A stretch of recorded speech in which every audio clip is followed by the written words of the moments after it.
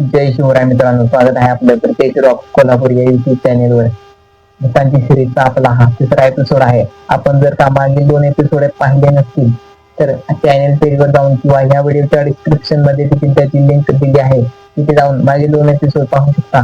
त्यामध्ये आपण cheat scene आणि बेताळबद्दल जाणून घेतलं होतं आणि आजच्या एपिसोड मध्ये आपण जाणून घेणार आहोत की देवचार म्हणजे काय, देवचार म्हणजे खरंच भूत असतो की आणखीन काही, राहतो कुठे, कसा दिसतो, काय करतो, हे सर्व आपण आजच्या एपिसोड मध्ये पाहणार आहोत. तर सर्वात अगोदर आपण हे जाणून घेऊयात की देवचार म्हणजे काय.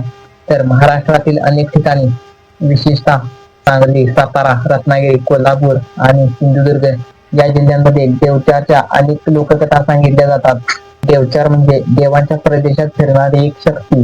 देवचार दिसतो कसा हे सांगायचं झालं तर प्रत्येक लोककथांमध्ये देवचारचे अनेक रूपे सांगितली जातात, पण प्रामुख्याने सांगितले जाणारे रूप म्हणजे मजबूत व तगडे शरीर, काळसर रंग, लाल डोळे, मोठे दात, कमरेला धोतर आणि हातात काठी असा देवचार दिसतो.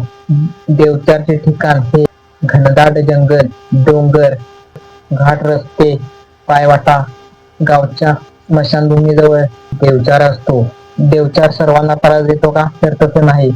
देवचार फक्त वाईट लोकांना त्रास देतो, चांगल्या लोकांची मात्र तो मदत देखील करतो. पण नेहमी तो मदत करतो असं नाही. कधी कधी चांगल्या लोकांना देखील त्रास देऊ शकतो, पण तितका नाही जितका की तो वाईट लोकांना त्रास देतो. जंगलामध्ये कोणी झाडे तोडत असतील, कोणी देवाची विटंबना करत असेल तर तो मात्र त्या लोकांना खूप त्रास देतो. देवचार जनावरांचे रक्षण देखील करतो. जी जनावरे जंगलामध्ये हरवलेली असतात त्या जनावरांना तो आपल्या मालकांकडे जाण्यासाठी वाट देखील दाखवतो. इतकंच काय मित्रांनो, जर का त्या जंगलामधून कोणी जात असेल तर त्या लोकांना तो तिथे भटकत ठेवतो. ती लोक आवरून फिरून पुन्हा तिथे येतात. सांगायचं झालं तर देवचार नेहमी वाईटच असतो असं नाही. तो चांगल्या लोकांची मदत देखील करतो आणि वाईट लोकांना खूप त्रास देखील देतो. महाराष्ट्रातील काही भागांमध्ये त्याला ग्रामरक्षक म्हणून मानले जाते, तर काही ठिकाणी जंगलचा राखणदार देखील म्हणून मानले जाते. मित्रांनो, आपण आजच्या एपिसोड मध्ये पाहिलं की देवचार म्हणजे काय, राहतो कुठे, दिसतो कसा, काय करतो, हे सर्व आपण आजच्या एपिसोड मध्ये पाहिलंच.